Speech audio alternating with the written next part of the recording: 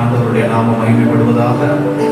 கர்த்தர் அந்த காலை நேர ஆராதனை நமக்கு ஆசீர்வதித்து தரும்படியாக, அவருடைய பிரசன்னத்திற்குள்ளே ஆவியானவர் நம்மை சேர்த்துக் கொள்ளும்படியாக, நாம் இருக்கிற இடங்களிலே ஆண்டவருடைய சமூகத்தில் தலைகளை தாழ்த்தி ஆராதனையை கர்த்தர் ஆசீர்வதிக்கும்படியாக நம்ம எல்லாரும் ஜெபம் பண்ணுவோம்.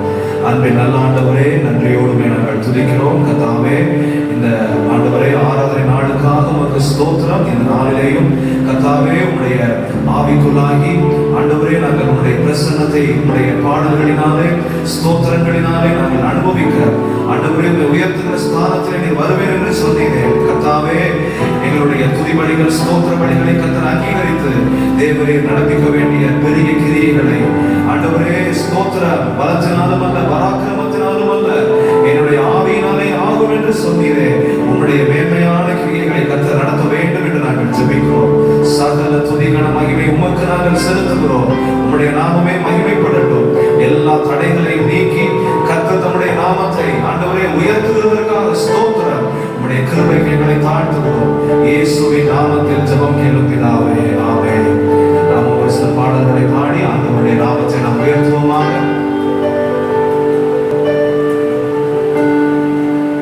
தூயாதி தூயவரே, உமது புகழை நான் பாடுவேன். தூயாதி தூயவரே, உமது புகழை நான் பாடுவேன்.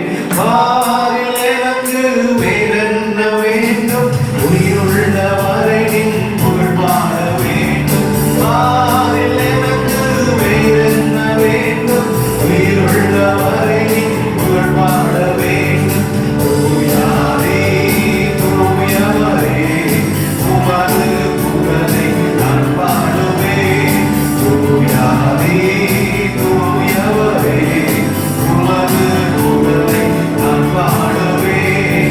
சீரரின் கால்களை கழுவினவர், செந்நீரால் என் உள்ளம் கழுவிடுவேன். சீரரின் கால்களை கழுவினவர், செந்நீரால் என் உள்ளம் கழுவிடுவேன்.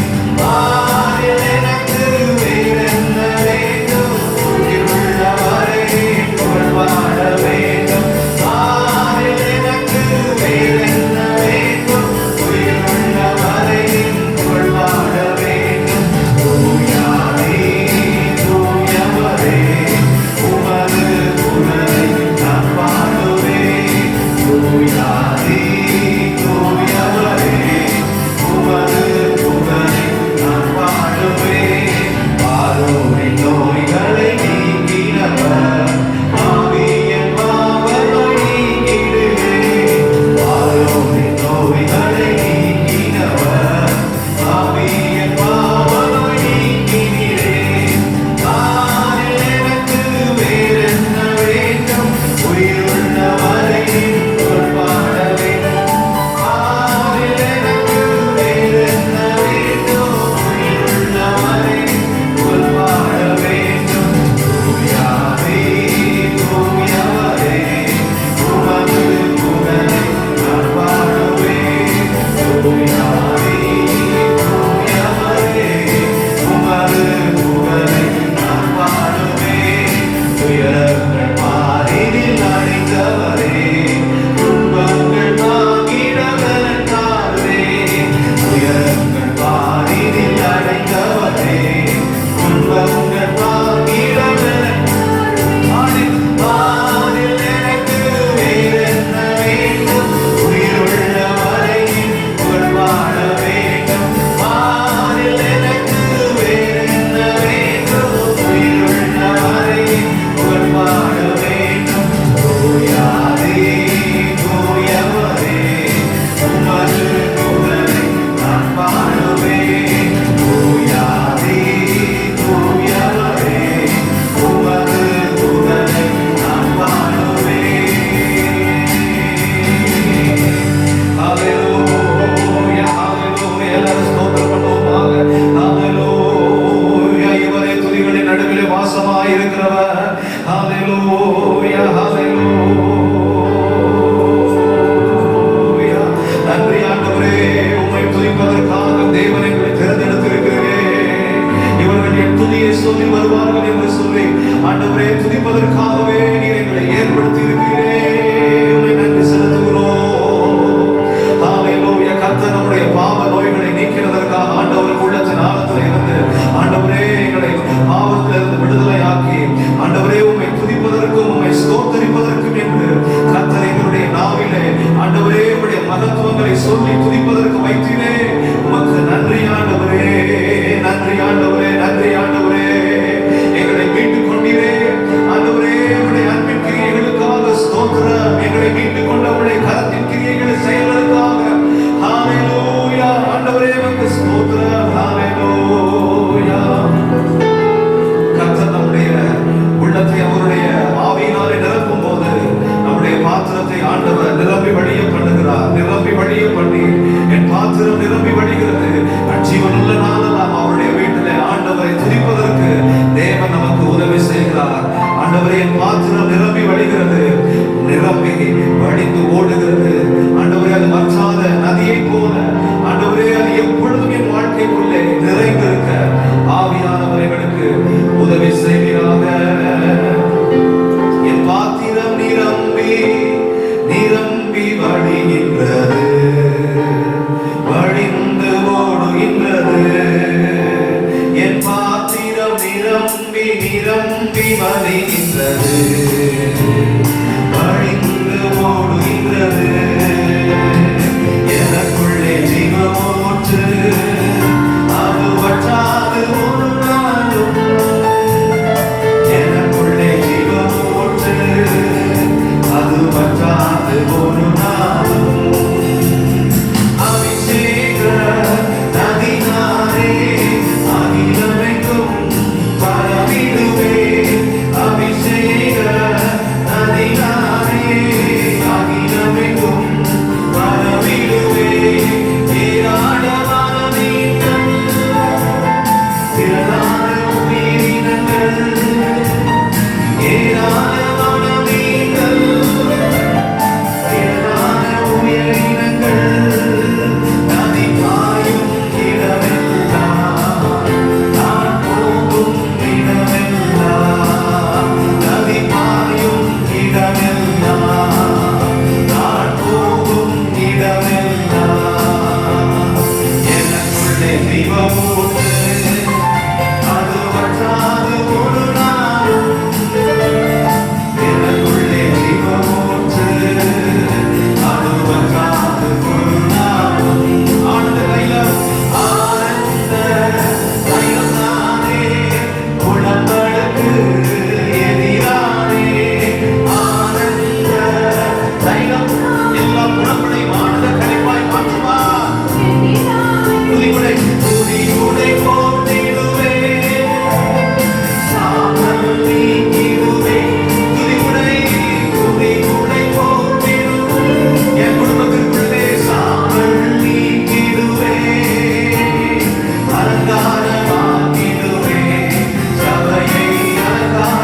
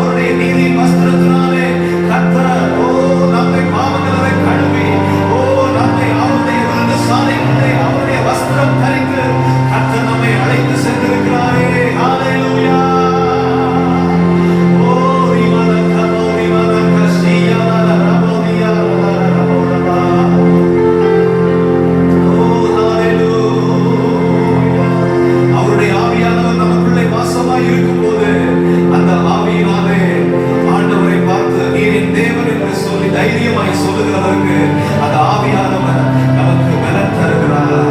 அவருடைய கிருபையினாலே கிருபாசனத்திற்கு அருகாமையிலே நெருங்கி சேர்ந்து, ஆண்டவரே உம்முடைய கிருபை, ஆண்டவரே நீர் அப்பா பிதாவே என்ற கூப்பிடப்படுகிற புத்திர சுவிகாரத்தின் ஆவியினாலே எங்களை நிறைத்திருக்கிறீரே. ஹalleluya. ஓ ஹalleluya, ஹalleluya. நீரே என் தேவன், நீரே என்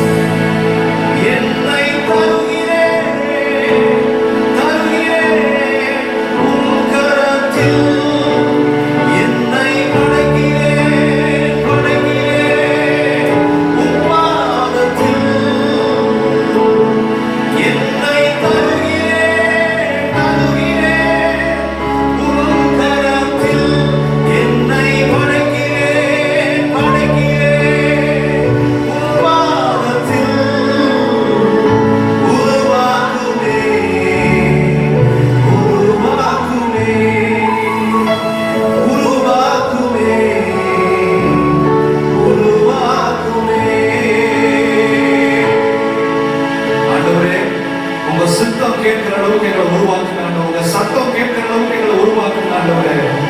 உங்க சத்தம் கேட்ட உடனேயே உங்க சித்தத்தை செய்கிறதுல நாங்கள் தீவிரமாய் செயல்படுகிற சபையாய் கர்த்தரை உருவாக்குவீராக.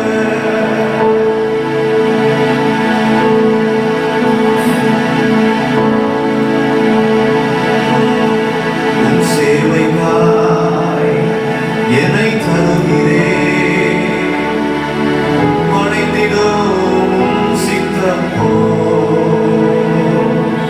உன் சேவைக்காய் என்னை தருகிறேன்,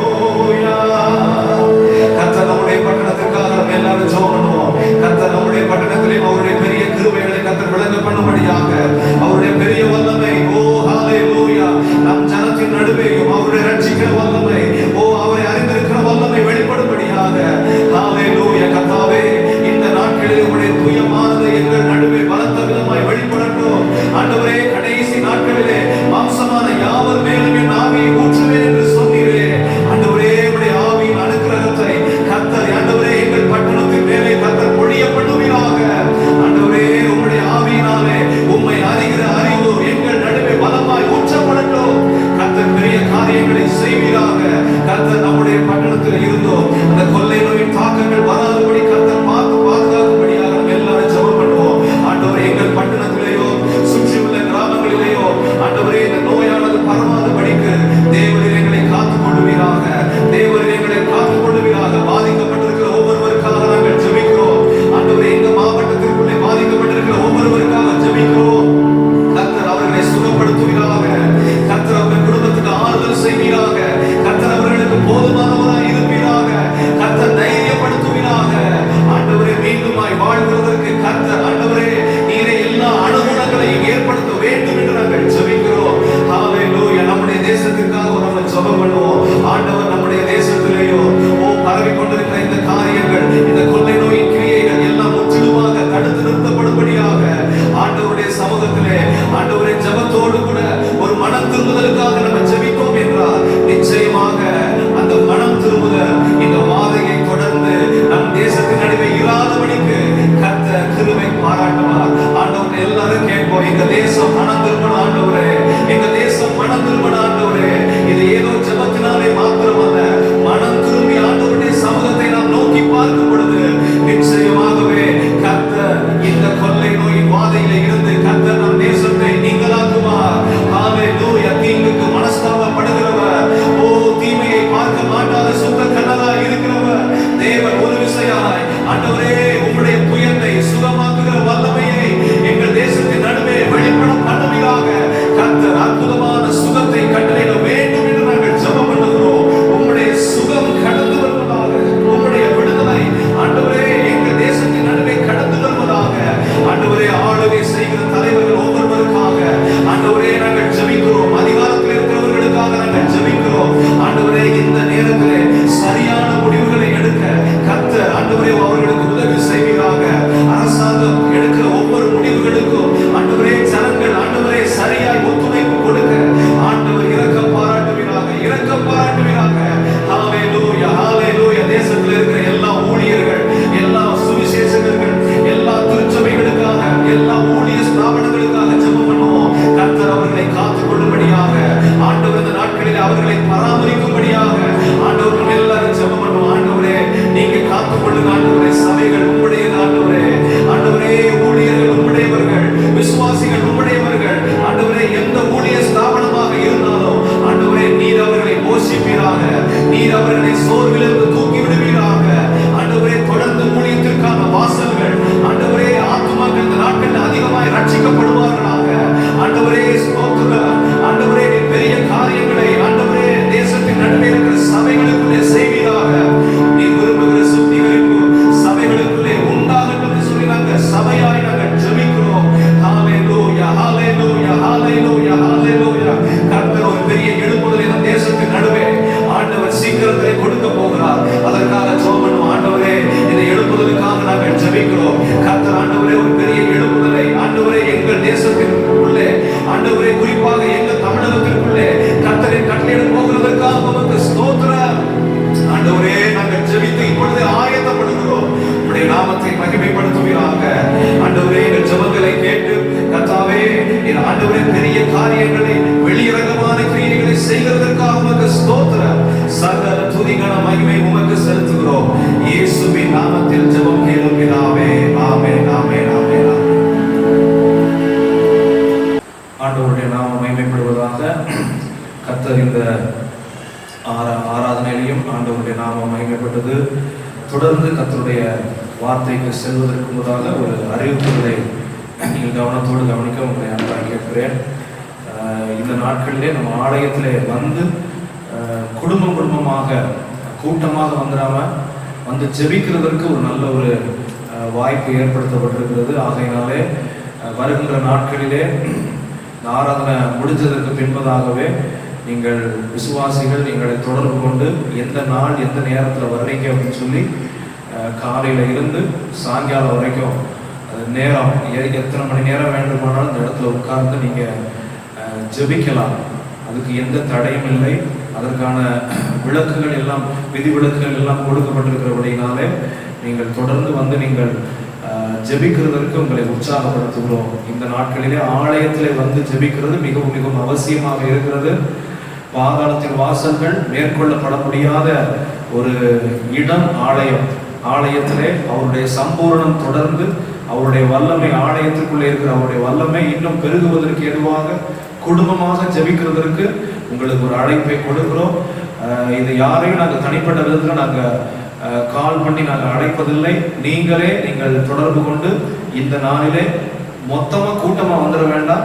ஒரு குடும்பம்னா அந்த குடும்பம், அதுக்காக தான் முன்பதாகவே நீங்கள் எங்களை தொடர்பு கொண்டு நீங்கள் எந்த நாடு எந்த நேரத்தில் வர்றீங்கிறத நீங்கள் சொல்வீங்கன்னா அது மிகவும் பிரயோஜனமாக இருக்கும். தினந்தோறும் வந்து நீங்கள் ஜெபிக்கிறதற்கும் உங்களுக்கு தாராளமான வாய்ப்புகள் உண்டு. ஆகவே இத்தனை நாட்களும் ஆலயத்திற்குள்ளே வர முடியவில்லை என்கிற ஏக்கத்திற்கு வருகின்ற நாட்களிலே நீங்கள் அதிகமாக இந்த வாய்ப்புகளை உபயோகப்படுத்தி இந்த இடத்துல வந்து ஜெபிக்கிறதற்கு உங்களை அன்பாய் உற்சாகப்படுத்துகிறோம். ஆண்டவருடைய நாம மகிமைப்படுவதாக. தொடர்ந்து கர்த்தருடைய வார்த்தைக்கு நேராக நாம் கடந்து செல்வோம். ஆண்டவர் இந்த மாதத்திலே நம்முடைய சபைக்கு கொடுத்த வார்த்தை சங்கீதம் 91:16 வசனத்தின் கடைசி பகுதி, என் ரட்சிப்பை அவனுக்கு காண்பிப்பேன், என் ரட்சிப்பை அவனுக்கு காண்பிப்பேன். ஆண்டவர் இந்த வசனத்தின்படியே அவர் பெரிய காரியங்களை அவர் ஒவ்வொரு நாளும் இந்த வசனம் நம் நடுவே நிறைவேறுகிறதற்கு நாம் அதிகமாய் ஜெபம் பண்ணுங்க. நிச்சயமாக அவருடைய ரட்சிப்பை அவர் காண்பிக்க ஆயத்தம் என்றால் நாம் ஆயத்தத்தோடு இருக்கும் பொழுது அந்த ரட்சிப்பை நம்முடைய வாழ்க்கையில பெற்று அனுபவித்து தேவன் ஒருவர் என் வாழ்க்கையில் ஆளுநராய் இருக்கிறார் என்பதை இன்னும் அதிகமாய் மகிமைப்படுத்த ஆண்டவர் கிருபை தருவாராக. ஆண்டவருடைய நாம மகிமைப்படட்டும். கடந்த வாரத்தில் நாம் பார்த்தோம், என் ரட்சிப்பு என் ரட்சிப்பு என்று சொல்லி வரும்போது அது தெய்வீக ரட்சிப்பு, தெய்வீக விடுதலை, தெய்வீக பாதுகாப்பு, தெய்வீக செழிப்பு என்று சொல்லி ஆண்டவர் மாத்திரம் கொடுக்கக்கூடிய ரட்சிப்பு, அவர் மாத்திரம் நிறைவேற்றக்கூடிய விடுதலை. எந்த மனுஷனும் உதவி செய்ய முடியாத நெருக்கமான சூழ்நிலை, முன்பக்கத்திலும் பின்பக்கத்திலும் எல்லா பக்கங்களிலும் நெருக்கப்பட்டு எல்லா பக்கமும் அடைக்கப்பட்டிருக்கும் போது தேவன் எப்படி உதவி செய்கிறார்? ஆண்டவரே எங்களால் நிற்க முடியவில்லை என்று சொல்லுகிறவர்களுக்கு தேவன் எப்படி ரட்சிப்பை கொடுக்கிறார் என்பதை கடந்த வாரத்தில் நாம் தியானித்தோம். இந்த வாரத்திலே தொடர்ந்து ஆண்டவர் யாருக்கு ரட்சிப்பை காண்பிக்கிறார், ஆண்டவர் எந்த நபருக்கு ஆண்டவர் ரட்சிப்பை காண்பிக்கிறார், என் ரட்சிப்பை அவனுக்கு காண்பிப்பேன். அவன் என்று சொல்லுகிறது அது ஒரு மனிதனாக இருக்கலாம், அல்லது ஒரு குடும்பமாக இருக்கலாம், அல்லது ஒரு சபையாக இருக்கலாம். ஆண்டவருடைய ரட்சிப்பை தேவன் யாருக்கு காண்பிக்கிறார்? யார் ஆண்டவருடைய ரட்சிப்பு என்று சொல்லி வரும் பொழுது அவர் நினைத்தால் மாத்திரமே இந்த ரட்சிப்பை நாம் பார்க்க முடியும். அவர் நினைத்தால் மாத்திரமே, அவருடைய வெளிப்பாடு இருந்தால் மாத்திரமே இந்த ரட்சிப்பை நாம் அனுபவிக்க முடியும். இந்த ரட்சிப்பு பொதுவாக எல்லா மனிதனுடைய கண்களுக்கும் எல்லா மனுஷரும் அனுபவிக்கிறதற்கு எதுவாக கொடுக்கப்படுவதில்லை. தேவன் யாருக்கு அவருடைய ரட்சிப்பை காணக்கூடிய பாக்கியத்தை தருகிறாரோ அவர்களுக்கு மாத்திரமே. தேவன் அவர்களை தேர்ந்தெடுத்திருக்கலாம், தேவன் அவர்களுக்கு கொடுத்த அழைப்பை அவர்கள் சரியாக அதுக்கு ரெஸ்பாண்ட் பண்ணியிருப்பார்கள் என்றால் அவருடைய ரட்சிப்பை பார்க்கிறதற்கு காண்கிறதற்கு தேவன் ஆயத்தம் உடையவராக இருக்கிறார். மோசே தேவனோடு மிகவும் நெருக்கமாக சஞ்சரித்தார். ஆண்டவருடைய சமூகத்திலே மோசே பண்ணின ஜெபத்திற்கு ஆண்டவர் மிகுந்த இரக்கத்தின்படியே ஆண்டவர் தன்னுடைய தெய்வீக தன்மையை மோசேக்கு ஆண்டவர் காண்பிக்கிறார். யாத்திராகமம் 33வது அதிகாரத்திலே இதை நாம் பார்க்க முடியும். தேவன் அனுக்கிரகம் பண்ணாமல், தேவன் ஒருவருக்கு கிருபை செய்யாமல் ஆண்டவருடைய வெளிப்பாடுகளையோ ஆண்டவருடைய ரட்சிப்பையோ ஒருவரும் மனுஷிக பலத்தினாலே மற்ற எந்த பராக்கிரமத்தினாலே பார்க்கவே முடியாது. அவருடைய கிருபை இருந்தால் மாத்திரமே அவருடைய ரட்சிப்பை நாம் பார்க்க முடியும். என் ரட்சிப்பை அவனுக்கு காண்பிப்பேன். இந்த மாதத்திலே நம்முடைய சபைக்கு எல்லா விசுவாசிகளிலேயும் ஆண்டவர் இந்த வசனத்தை நிறைவேற்றுவாராக. என் ரட்சிப்பை அவனுக்கு காண்பிப்பேன். தேவன் யாருக்கு இதை செய்ய விரும்புகிறார் என்பதை கடந்த வாரம் பார்த்த அந்த இஸ்ரவேல் ஜனங்களுடைய வாழ்க்கையிலே ஆண்டவர் அவர்களை நடத்தி கொண்டு போன பொழுது அவர்களுக்கு ஏற்பட்ட அந்த நெருக்கமான சூழ்நிலையை குறித்து கடந்த வாரத்தில் நாம் தியானித்தோம். இந்த வாரத்திலேயும் யாத்திராகமம் 14வது அதிகாரம் 13வது வசனத்தை நான் வாசிக்கிறேன். அப்பொழுது மோசே ஜனங்களை நோக்கி, பயப்படாதிருங்கள், நீங்கள் நின்று கொண்டு இன்றைக்கு கர்த்தர் உங்களுக்கு செய்யும் ரட்சிப்பை பாருங்கள்.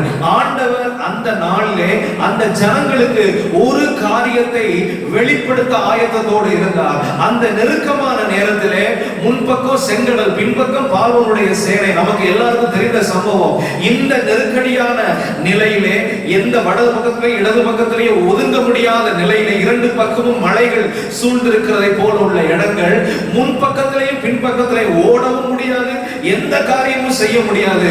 ஆண்டவர் அவர்களுக்கு அத்தகைய நெருக்கத்தின் நேரத்திலே ஆண்டவர் சொன்னார், என் ரட்சிப்பை உங்களுக்கு நான் காண்பிக்க போகிறேன். மோசே அந்த ஜனங்களை பார்த்து சொல்லுகிறார், நீங்க பயப்படாதீங்க, இன்றைக்கு கர்த்தர் உங்களுக்கு செய்யும் ரட்சிப்பை நீங்கள் பாருங்கள். நீங்க பார்க்கிறதுக்கு ஆயத்தமாய் இருந்தால் தேவன் அந்த ரட்சிப்பை வெளிப்படுத்த, அந்த ரட்சிப்பை உங்களுக்கு காண்பிக்க அவர் ஆயத்தத்தோடு இருக்கிறார். ஆண்டவருடைய நாமம் மகிமைப்படுவதாக. இந்த ஜனங்களை குறித்து ஒரு சில காரியங்களை நான் காண்பிக்க விரும்புகிறேன். இந்த ஜனங்கள் தேவனாலே ஒரு சில நாட்களுக்கு முன்பதாக விடுவிக்கப்பட்டு ஆண்டவர் அந்த ஜனங்களை எகிப்திலே இருந்து ஆண்டவர் விடுதலையாக்கி அப்பொழுதுதான் அவர்களை நடத்த ஆரம்பித்திருக்கிறார். அவர்களை தொடர்ந்து தேவ நடத்துதலை அப்பொழுதுதான் அவர்கள் பார்க்க ஆரம்பித்திருக்கிறார்கள். அது வரைக்கும் தேவ நடத்துதல் என்றால் என்ன என்பதை இவர்கள் ஒருபோதும் அனுபவித்தவில்லை. இவர்கள் எகிப்தின் நடுவே ஆண்டவருடைய வாதிக்கிற கரத்தையும் அவருடைய வல்லமையின் புயத்தையும் அவர்கள் அனுபவித்தார்கள். ஆண்டவர் இப்படியெல்லாம் அற்புதங்களை செய்ய முடியுமா? ஆண்டவருடைய அதிசயங்களை பார்த்து இவர்களுக்கு ஆண்டவர் பேரிலே விசுவாசம் வந்தது உண்மை. இந்த சம்பவத்தை நம்ம பார்க்கணும் அப்படின்னா யாத்ராகமம் 4வது அதிகாரம் 31வது வசனத்தை பார்ப்போம் என்றால், கர்த்தர் மோசேக்கு சொல்லிய வார்த்தைகளையும் ஆரோன் சொல்லி ஜனங்களின் கண்களுக்கு முன்பாக அந்த அடையாளங்களையும் செய்தார். ஜனங்கள் விசுவாசித்தார்கள். கர்த்தர் இஸ்ரவேல் புத்திரரை சந்தித்தார் என்றும் அவர்கள் படும் உபத்திரவங்களை கண்ணோக்கி பார்த்தார் என்றும் அவர்கள் கேட்டபோது தலை குனிந்து தொழுது கொண்டார்கள். ஆண்டவருடைய அற்புதங்கள் அடையாளங்களை எல்லாம் பார்த்தார்கள். ஆண்டவருடைய அதிசயங்களை எல்லாம் பார்த்து ஆண்டவர் தான் எங்களை சந்தித்திருக்கிறார் என்பதை அவர்கள் அங்கீகரிக்கும் வண்ணமாக தலை குனிந்து தொழுது ஆண்டவரை ஏற்றுக்கொண்டார்கள். எங்கள் நடுவே தேவன் பெரிய கிரியைகளை செய்கிறார், வித்தியாசப்படுத்தும் பல காரியங்களை செய்தார். இஸ்ரவேல் ஜனங்களையும் எகிப்திய ஜனங்களையும் வித்தியாசப்படுத்தக்கூடிய பல அற்புதங்களை ஆண்டவர் செய்தார். எல்லாவற்றையும் இஸ்ரவேல் ஜனங்கள் பார்த்தார்கள். ஆனால் தேவன் நடத்துதல் என்றால் என்ன என்பதை அவர்கள் ஒருபோதும் பார்க்கவில்லை. ஆண்டவர் அவர்களிலே எப்படி ரட்சிப்பை செய்ய போகிறார் என்பதையும் அவர்கள் அனுபவித்திருக்கவில்லை. ஆண்டவருடைய ரட்சிப்பு எப்படிப்பட்டது என்பதை அனுபவிக்கிறதற்கு கர்த்தர் அவர்களுக்கு ஒரு தருணத்தை கொடுத்தார். அந்த தருணம் தான் நாம் வாசித்த வசனம். பின்பக்கம் பார்வோனுடைய சேனைகள், முன்பக்கம் செங்கடல், ரெண்டிற்கும் நடுவே ஆண்டவர் இவர்களை வைத்து அவர்களுக்கு ஒரு காரியத்தை புரிய வைக்க விரும்புகிறார். நீங்கள் இப்பொழுது தெய்வீக திட்டத்திலே, தெய்வீக பாதையிலே நடந்து வர போகிறீர்கள். நீங்கள் இப்பாலும் தேனும் ஓடுகிற தேசத்திற்கு உங்களை அழைத்துக் கொண்டு போகிறேன். என்னுடைய நடத்துதல் இருந்தால் மாத்திரமே நீங்கள் அந்த தேசத்திலே போய் சேர முடியும். என்னுடைய அற்புதங்களை பார்த்ததினாலே அல்ல. நல்லா நீங்க புரிந்து கொள்ளுங்க. இந்த செய்தியை பார்க்கிற ஒவ்வொருவரும் நீங்கள் கவனத்தோடு நீங்கள் இதை பார்க்க, இதை பெற்றுக்கொள்ள உங்களை உற்சாகப்படுத்துகிறேன். ஆண்டவருடைய அற்புதங்களை பார்த்தால் மாத்திரமல்ல, ஆண்டவருடைய நடத்துதலை நாம் உணர்ந்து ஆண்டவருடைய நடத்துதலுக்கு நம்மை விட்டு கொடுக்கும் பொழுதுதான் நாமும் பரலோக தேசத்தை சென்றடைய ஆண்டவர் அவருடைய நடத்துதலினாலே நமக்கு பாதை உண்டாக்குகிறார். ஆண்டவருடைய நாமம் மகிமைப்படுவதாக. இந்த ஜனங்களை குறித்து நாம் சொல்ல வேண்டும் என்றால், இந்த ஜனங்கள் சொல்லுகிற ஒரு வார்த்தையை நான் காண்பிக்கிறேன். ஆண்டவர் இவர்களுக்கு தன்னுடைய ரட்சிப்பை காண்பிக்க ஆயத்தத்தோடு இருக்கிற அதே நேரத்தில் இவர்கள் யாத்ராகமம் 14வது அதிகாரம் 12வது வசனம், யாத்ராகமம் 14:12, நாங்கள் எகிப்திலே இருக்கும்போது நாங்கள் எகிப்தியருக்கு வேலை செய்ய எங்களை சும்மா விட்டுவிடும் என்று சொன்னோம் அல்லவா? நாங்கள் வனாந்திரத்திலே சாகிறதை பார்க்கிறோம், எகிப்தியருக்கு வேலை செய்கிறது எங்களுக்கு நலமா இருக்குமே. இந்த இடத்துல இந்த வசனத்தினுடைய அர்த்தம் என்ன என்பதை உங்களுக்கு நான் விளக்குகிறேன். அவர்கள் எதற்காக இந்த வார்த்தைகளை சொன்னார்கள் என்றால், பார்வோனுடைய சேனை பக்கத்துல வேகமா துரத்தி கொண்டு வருகிறதை, தங்களுக்கு பின்பதாக மிகவும் நெருக்கத்திலே அவர்கள் வருகிறதை அவர்கள் பார்த்தபோது அவங்க சொன்ன வார்த்தை, கர்த்தர் எங்களை விடுவிப்பார், அவருடைய நடத்துதலில் இருக்கிறோம், எல்லாவற்றையும் மறந்து போய் அவங்க சொல்றாங்க, மோசே எங்களை பேசாம விட்டுருன்னு சொல்லி சொன்னோம்ல, கர்த்தருடைய ரட்சிப்பை பார்க்கிறோம், பார்க்கணும், நாங்க எகிப்திலேயே வேலை செஞ்சு நாங்க நேர்த்தியா இருந்திருப்போமே, எங்களை சும்மா விட்டுருன்னு சொல்லி சொன்னோம்ல, ஆனா நீங்க அதை கேட்கலையே, இப்ப வனாந்திரத்துல கொண்டு வந்து எங்களை சாகடிக்கிறீரே. வனாந்திரத்திலே சாகிறதை பார்க்கிறோம், எகிப்தியருக்கு வேலை செய்கிறது நலமா இருக்குமே. இங்கே உள்ள ஒரு சில வார்த்தைகளை நான் உங்களுக்கு அதிகமாய் வலியுறுத்த விரும்புகிறேன். ஆண்டவருடைய நாமம் மகிமைப்படுவதாக. இந்த இடத்திலே ஆண்டவர் சொல்லுகிறார், ரட்சிப்பை பாருங்கள் என்று ஆண்டவர் சொல்லுகிறார். ஆனால் இவர்கள் தங்கள் வாய்களிலே இருந்து வருகிற வார்த்தை என்னவென்றால், ரட்சிப்பை பார்க்கிறோம், ஆண்டவருடைய ரட்சிப்பை பார்க்கிறோம், ஆண்டவருடைய நடத்துதலை பார்க்கிறோம், ஆண்டவர் எங்களை விடுவிக்கிற அந்த காரியத்திற்காக நாங்கள் காத்திருக்கிறதை பார்க்கிறோம். நாங்க எப்பையும் போல நாங்க எகிப்தில வேலை செய்து கொண்டிருந்தால் அது பிரயோஜனமா இருக்குமே, அதுவே எங்களுக்கு போதுமே, நாங்க விட்டுருவோம் சொல்லி சொன்னோமே, நீங்க அதை கேட்கலையே. குறிப்பாக இந்த இடத்தை குறித்து சொல்ல வேண்டும் என்றால், ஆண்டவர் இஸ்ரவேல் ஜனங்களை நடத்துவதற்காக தேவன் ஒரு பாதையை தெரிந்து கொண்டார். யாத்திராகமம் 13வது அதிகாரம் 17வது வசனத்திலே பார்ப்போம் என்றால், பார்வோன் ஜனங்களை போக விட்ட பின், யாத்திராகமம் 13:17, ஜனங்கள் யுத்தத்தை கண்டால் மனமடிந்து எகிப்திற்கு திரும்புவார்கள் என்று சொல்லி, பெலிஸ்தரின் தேச வழியாய் போவது சமீபமானாலும் தேவன் அவர்களை அந்த வழியாய் நடத்தாமல், 18வது வசனம், சிவந்த சமுத்திரத்தின் வனாந்திர வழியாய் ஜனங்களை சுற்றி போக பண்ணினார். ஆண்டவர் இப்ப ரூட்டை மாத்தி, இவங்களுக்கு எடுத்த உடனே யுத்தம் வந்துருச்சுன்னா இவங்க சோர்ந்து போயிருவாங்கன்னு சொல்லி பெலிஸ்தரின் தேசத்தின் வழியாக போக அனுமதிக்காம, ஆண்டவர் அவர்களை தன்னுடைய நடத்துதல்ல வேற பாதையை மாற்றி ஆண்டவர் அவர்களை நடத்தி கொண்டு போகிறார். அது என்ன பாதை என்றால், வனாந்திர வழியாக ஆண்டவர் அவர்களை நடத்தி கொண்டு போகிறார். வனாந்திர வழி என்று சொல்லும் போது மனுஷருடைய உதவிகள், மனுஷருடைய எந்த அனுகூலங்களும் அந்த இடத்திலே காணப்படாது. வனாந்திரத்திலே நடத்தப்படுகிறது என்றால் உண்மையிலேயே ஆண்டவர் மாத்திரமே அவர்களை நடத்த முடியும், வேற யாரும் அவர்களை நடத்த முடியாது. ஆண்டவருடைய ரட்சிப்பு இருந்தால் மாத்திரமே வனாந்திரத்திலே ஒரு நாளை கடந்து மற்றொரு நாளுக்கு போக முடியும். ஒருவேளை நான் வனாந்திரத்திலே நான் தப்பி பிழைத்து விடுவேன் என்று சொல்லி பகல் பொழுதிற்கு நான் தப்புவித்துக் கொள்ளலாம், ஆனால் இரவு பொழுது அது பட்சிக்கிறதாக இருக்கும். ஒருவேளை இரவிலே நான் தப்புவித்துக் கொண்டு பகலிலே என்று இந்த மாதிரி நம்ம பிரிப்போம் என்றால் அது எந்த விதத்திலேயும் வனாந்திரத்திலே உதவாது. ஏனென்றால் வனாந்திரம் என்று சொல்லி வரும்போது நாம் வனாந்திரம் என்பதை எப்படி எடுத்துக்கொள்ள வேண்டும் என்றால், எந்த பாதையும் தெரியவில்லை, எந்த அடையாளமும் தெரியவில்லை, எந்த திசையும் தெரியவில்லை, எப்படி முன்னேறணும், எந்த பாதையில நம்ம போகணும், எந்த பாதையில போனா இந்த வனாந்திரத்தை கிராஸ் பண்ணி போகலாம், இந்த பிரச்சனையை தாண்டி போகலாம்னு சொல்லி அந்த தடுமாற்றத்தின் சூழ்நிலையை வனாந்திரம் என்று நாம் புரிந்து கொள்ள முடியும். இந்த வனாந்திரத்திலே ஆண்டவர் இவர்களை நடத்துகிறார். ஏன் நடத்துகிறார் என்றால், இதுவரைக்கும் எகிப்தில இவங்களுடைய சாப்பாடு முறைமைகள் வித்தியாசமானது. எகிப்திலே எல்லாவற்றையும் இவர்கள் நேர்த்தியாக அனுபவித்தார்கள், எளிதாக அவர்கள் பெற்று அனுபவித்தார்கள். ஆனால் இப்பொழுது ஆண்டவர் அவர்களுக்கு கற்றுக் கொடுக்க விரும்புகிறார். எகிப்தை போல என்னுடைய நடத்துதல் இருக்காது, என்னுடைய நடத்துதல் அது வித்தியாசமானது என்று சொல்லி ட்ரைனிங் பிளேஸ் ஆண்டவர் எங்க வைக்கிறார்னா வனாந்திரத்தில் கொண்டு போய் வைக்கிறார். வனாந்திரத்திலே அவர்களை நடத்த ஆரம்பிக்கிறார். வனாந்திரத்திலே இரவின் பயங்கரம், பகலில் பறக்கும் அம்பு, இருளில் நடமாடும் கொள்ளை நோய், மத்தியானத்தில் பாழாக்கும் சங்காரம் எதுவும் இந்த ஜனங்களை பாதிக்காத வண்ணம் ஆண்டவர் அவர்களுக்கு தம்முடைய ரட்சிப்பை ஆண்டவர் காண்பித்து நடத்த வேண்டும் என்பது ஆண்டவருடைய பெரிய திட்டம். வனாந்திரத்தில் இவர்கள் நடக்க ஆரம்பிக்கும் போது இவர்கள் சொல்லுகிறார்கள், ஐயா, இந்த ரட்சிப்பை பார்க்கிறோம், நாங்க பெருசாக எகிப்திலேயே நாங்க வேலை செஞ்சுட்டு போயிருந்திருக்கலாமே, எகிப்திலேயே நாங்க அப்படியே தலைமுறையாக இவ்வளவு நாள் இருந்துட்டோம், இனிமேலும் நாங்க இருந்துடலாமே சொல்லி இவர்கள் எகிப்திலே வேலை, உலகத்தின் வேலையை அவங்க என்ன செய்தார்கள் என்றால் உயர்த்தினார்கள். இன்றைக்கு 2 காரியத்தை உங்களுக்கு முன்னதாக காண்பிக்க விரும்புகிறேன். உலகத்திலே நம்மை பிழைப்பதற்காக தேவன் கொடுத்த இடம், உலகத்திலே நம்மை பிழைப்பூட்டுவதற்காக தேவன் நமக்கு கொடுத்திருக்கிற வேலை. இவர்கள் சொல்லுகிறார்கள், தேவனுடைய ரட்சிப்பை பார்க்கிலும் இவர்கள் அந்த தேவனுடைய ரட்சிப்புக்கு பக்கத்துல எதை கொண்டு வந்து ஒப்பிட்டாங்க அப்படின்னா, எகிப்தின் வேலையை ஒப்பிட்டாங்க. எகிப்தில எங்களை குடியிருக்க விடுறதை குறித்து இவங்க சொல்லல.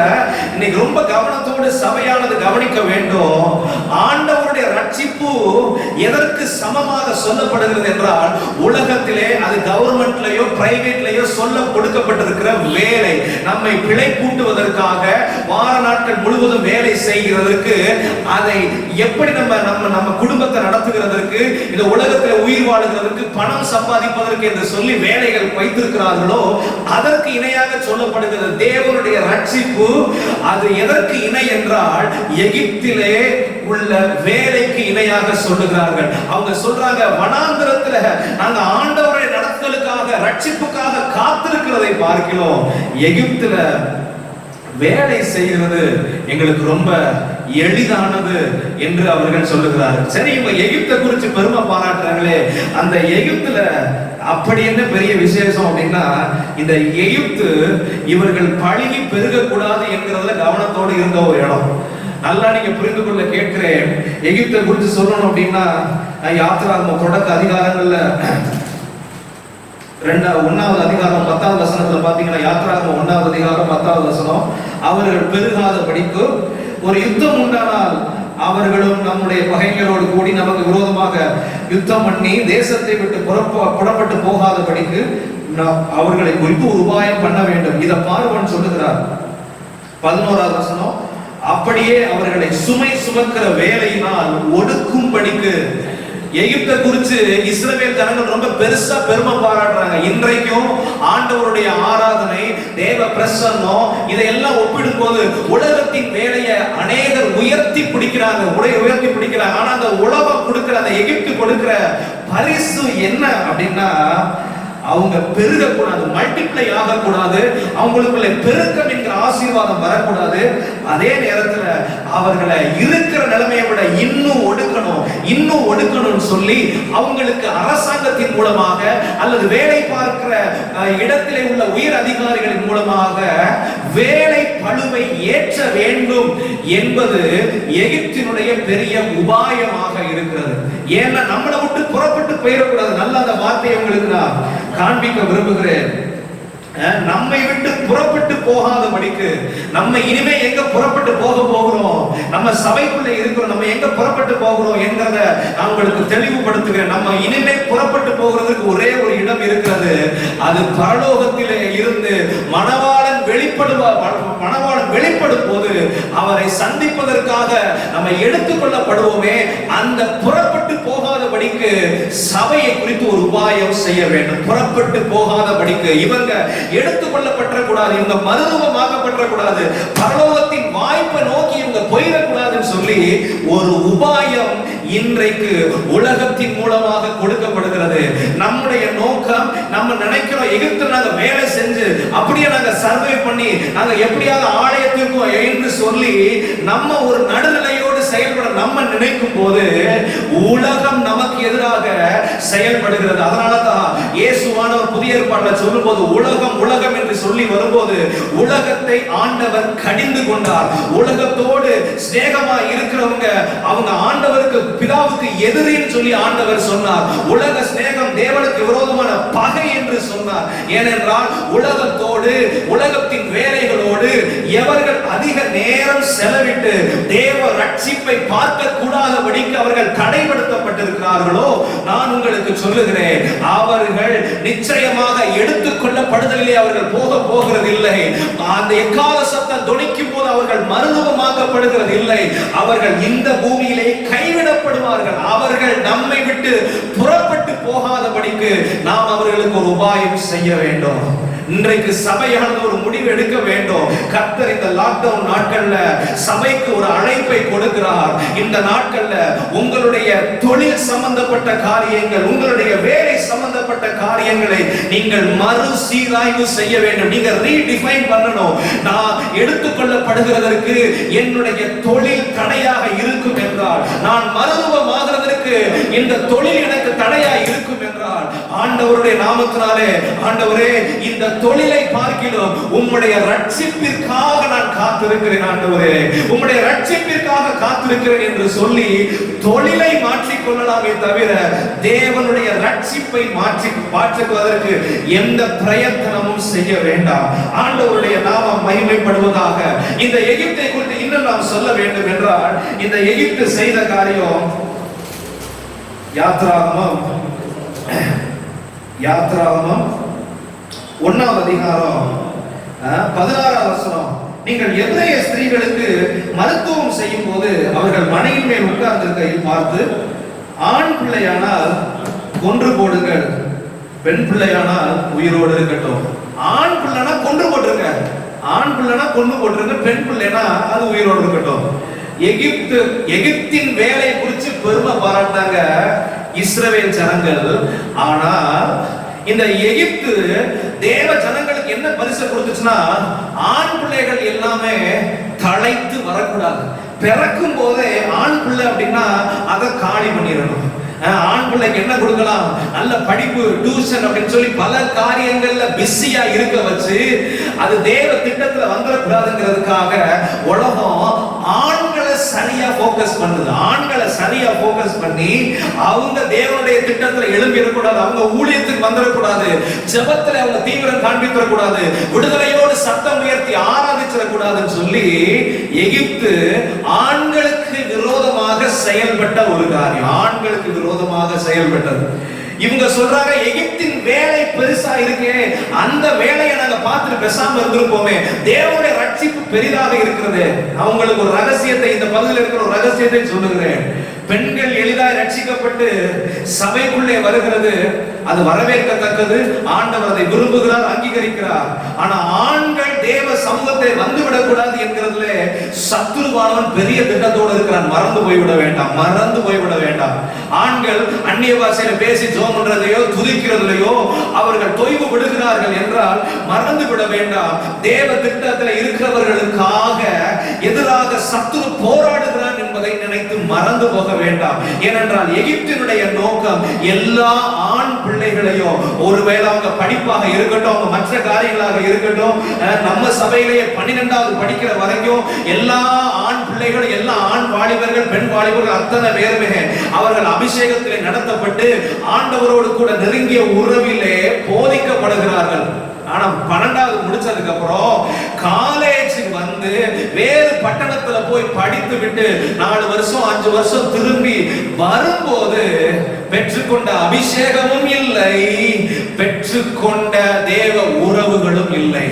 இந்த உலகம் படிக்கிற இடம், படிப்புக்கு முக்கியத்துவம், 10வது வந்துட்டா டியூஷன், 12வது வந்துட்டா டியூஷன் என்று சொல்லி அதற்கு அதிகமாய் முக்கியத்துவம் கொடுக்கிறோம். மறந்து விட வேண்டாம், இந்த எகிப்து ஆண் பிள்ளைகளுக்கு விரோதமாக செயல்படுகிறது. இந்த உலகத்தில் இருக்க கல்வி முறையாக இருக்கட்டும், எந்த காரியமாக இருக்கட்டும், தேவனோடு நெருங்கி சேர்ந்து விடக்கூடாது, உலகத்திலேயே கவனத்தோடு இருக்கணும். ஏன்னா இவங்க இந்த உலகத்துல எப்படி வேணாலும் வாழணும், பரலோகத்திற்கு எடுத்துக்கொள்ளப்படக்கூடாது என்கிறதுல இந்த உலகம் ரொம்ப கவனத்தோடு இருக்கு.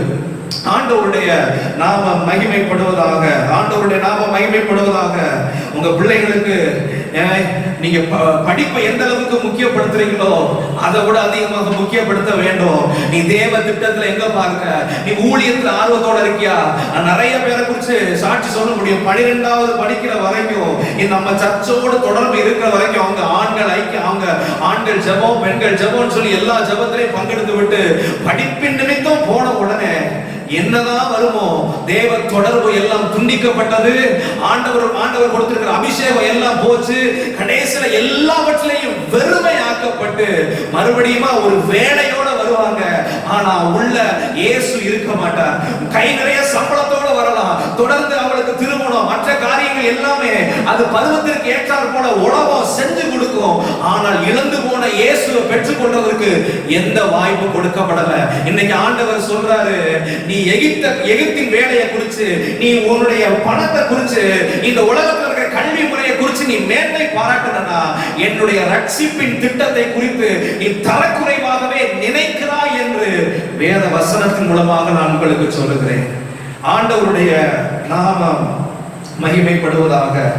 இந்த எகிப்தை குறித்து பெருமை பாராட்டின இந்த ஜனங்கள்லாம் எப்படி எகிப்து தேசத்துக்கு வந்தாங்க என்கிறத சுருக்கமாக நான் உங்களுக்கு காண்பிக்கிறேன்.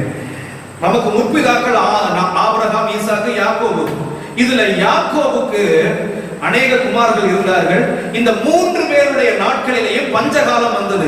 கர்த்தர் இந்த பஞ்சகாலம் எல்லாத்துலயும் உங்களை பராமரிச்சார். ஆனா யாக்கோபின் நாட்கள்ல பஞ்சகாலம் வரும்போது அந்த பஞ்சகாலத்தில் அந்த யாக்கோபுடைய குடும்பம் முழுவதும் பராமரிக்கப்படும்படியாக ஆண்டவர் யோசேப்பு என்கிற யாக்கோபுடைய குமாரனை ஏற்கனவே எகிப்து தேசத்துக்கு அனுப்பி அங்கே எகிப்து தேசத்தில் அவர்தான் ஒரு கவர்னரை போல உயர்ந்த பதவியில இருக்கிறார். ஆண்டவருடைய சர்வ ஞானத்தையும் பெற்று முழு உலகத்திற்கும் பஞ்சத்தை சமாளிக்கிறதற்கு எகிப்து தேசம் இப்ப ரெடியா இருக்கு. எல்லாருடைய பஞ்சத்தையும் போக்குகிறதற்கு எகிப்து தேசம் யோசேப்பின் தலைமையின் கீழே செயல்பட்டு கொண்டிருக்கிறது. இப்ப யாக்கோபு சொல்றார் தன்னுடைய பிள்ளைகளை பார்த்து, நம்ம எகிப்து தேசத்துக்கு போய் நீங்க தானியம் வாங்கிட்டு வாங்க அப்படின்னு சொல்லி சொல்றாங்க. அந்த சம்பவங்கள் எல்லாம் நமக்கு தெரியும். அவங்க போறாங்க, மறுபடியும் யோசேப்பு தன்னை வெளிப்படுத்துகிறார். இப்ப மொத்த குடும்பமும் 70 பேராக எகிப்து தேசத்திலே போய் விடுகிறார்கள். இந்த காரியத்தை குறித்து ஒரு வசனத்தை காண்பிக்க விரும்புகிறேன். ஆதியாகமம் 45வது அதிகாரம். ஆதியாகமம் 45வது அதிகாரம் 7வது வசனம். பூமியிலே உங்கள் வம்சம் அழியாமல் இருக்க உங்களை ஆதரிக்கிறதற்காகவும் பெரிய ரட்சிப்பினால் உங்களை உயிரோடு காப்பதற்காகவும் தேவன் என்னை உங்களுக்கு முன்னமே அனுப்பினார். இத யோசேப்பு சொல்ற ஒரு வார்த்தை. பூமியில உங்க வம்சம் அழியாமல் இருக்க உங்களை ஆதரிக்கிறதற்காக பெரிய ரட்சிப்பினால உங்களை உயிரோடு காப்பதற்கு தேவன் என்னை உங்களுக்கு முன்னமே அனுப்பினார். எகிப்து கொடுக்கிற பரிசு வம்சங்கள் அழிக்கப்பட வேண்டும். ஆண்கள் தான் வித்தாக இருக்கிறவர்கள், ஆண்கள் தான் வம்ச விருத்திக்கு தேவனாலே உபயோகப்படுத்தப்படுகிறவர்கள். ஆண்கள் இல்லைன்னா ஒரு குறிப்பிட்ட குலம், ஒரு குறிப்பிட்ட சமூகம் அழியணும் அப்படின்னா ஆண்கள் எல்லாமே கொலை செய்யப்பட்டால், ஆண்கள் எல்லாமே அகற்றப்பட்டு விட்டால் குறிப்பிட்ட ஒரு சமூகம் அல்லது ஒரு இனமானது முற்றிலுமாக அழிந்து போய்விடும். கொஞ்ச வருஷங்களுக்குள்ளாக அது அழிக்கப்பட்டு விடும். ஆண்டவர் செய்கிற காரியம் என்ன அப்படின்னா, உலகம் ஆண்களை அழிக்கிறதற்கு முயற்சி செய்யும் போது ஆண்டவர் சொல்றாரு, பூமியிலே உங்க வம்சம் அழியாமல் இருக்க உங்களை ஆதரிக்க பெரிய ரட்சிப்பை நான் உங்களுக்கு கட்டளையிட்டேன். இந்த இஸ்ரவேல் ஜனங்கள் எகிப்தின் வேலை முக்கியம் சொல்லி சொல்லும் போது ஒரு காரியத்தை அவங்க மறந்துட்டாங்க. எங்க வேலை எங்களை உயிரோட பாதுகாக்கல, கர்த்தருடைய பெரிய ரட்சிப்பு என் வம்சம் அழியாம இருக்கு. நம்ம இன்னைக்கு ரட்சிக்கப்பட்டு இருக்கிறோம்னா கர்த்தருடைய பெரிய ரட்சிப்பு நமக்காக ஜெபித்தவர்கள் வாழ்க்கையில வெளிப்பட்டது. நம்மை ஆண்டவருக்குள்ளே வழி நடத்தின வாழ்க்கைகளுக்குள்ளே ஆண்டவருடைய பெரிய ரட்சிப்பு வெளிப்பட்டது. அவங்க நமக்காக ஜெபம் பண்ணாங்க, இயேசுவை குறித்து நமக்கு அறிவித்தாங்க, நமக்காக நம்முடைய தாய் தகப்பன் ஜெபம் பண்ணாங்க, இயேசுவுக்குள்ள வழி நடத்தினாங்க. பெரிய ரட்சிப்பு அவர்கள் வாழ்க்கையில வெளிப்பட்டதனாலதான் இன்னைக்கு நம்ம கிறிஸ்துவை ஆராதிக்கிற வம்சமாக இருக்கிறோம். எகிப்தின் வேலையினாலே அல்ல, கிறிஸ்துவை ஆராதிக்கிற ஜனத்தின் வாழ்க்கையில பெரிய ரட்சிப்பை அவர் வெளிப்படுத்தினதனால வம்சம் அழியாமல் பாதுகாக்கப்பட்டு கொண்டிருக்கிறது. ஹல்லேலூயா. ஆண்டவருடைய நாமம் மகிமைப்படுவதாக. ஆண்டவர் இந்த சபைக்கு ஒரு காரியத்தை சொல்லுகிறார். பெரிய ரட்சிப்பை நான் கொடுத்திருக்கிறேன்பா, இந்த சபைக்கு நான் பெரிய ரட்சிப்பை கொடுத்திருக்கிறேன். ஒவ்வொரு தகப்பனாருக்கும் ஒவ்வொரு தாயாருக்கும் நான் சொல்லுகிறேன், கர்த்தர் நமக்கு கட்டளையிட்டு இருக்கிற ரட்சிப்பு பெரிய ரட்சிப்பு. எதற்காக? வம்சம் அழியாமல் பாதுகாக்கப்பட வேண்டும். இயேசுவை சொல்லுகிற தலைமுறை அது தலைமுறை தலைமுறையாக இருக்கணும். உங்க பிள்ளைகள் ரட்சிக்கப்படணும்னு சொல்லி நீங்க விரும்புகிற அதே நேரத்தில் கர்த்தர் உங்கள் வாழ்க்கையில் ஒரு பெரிய ரட்சிப்பை கட்டளையிட்டு அந்த ரட்சிப்பின் நிமித்தமே இன்றைக்கு நாம் பாதுகாக்கப்பட்டிருக்கிறோம். நாம் பாதுகாக்கப்பட்டிருக்கிறோம். ஆண்டவருடைய பெரிய ரட்சிப்பு இல்லை என்றால் நம்ம இந்த உலகத்துல கிறிஸ்துவின் நாமத்தை சொல்லுகிறதற்கு எந்த வாய்ப்பும் இல்லை. ஆண்டவருடைய நாமம் மகிமைப்படுவதாக. இந்த பெரிய ரட்சிப்பை குறித்து சொல்ல வேண்டும் என்றால், இந்த பெரிய ரட்சிப்பு எபிரேயர் 2வது அதிகாரம் 4வது வசனத்துல இந்த பெரிய ரட்சிப்பை குறித்து சொல்லப்பட்ட ஒரு வார்த்தை. என்ன செய்யக்கூடாது? எகிப்தின் வேலை எகிப்துல வேலை, தேவனுடைய ரட்சிப்பை பார்க்கிறோம், தேவனுடைய நடத்துதலை பார்க்கிறோம்.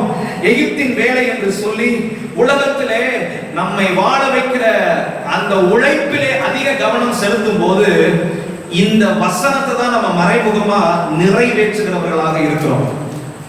நான் வாசிக்கிறேன் 2வது அதிகாரம் 4வது வசனம்.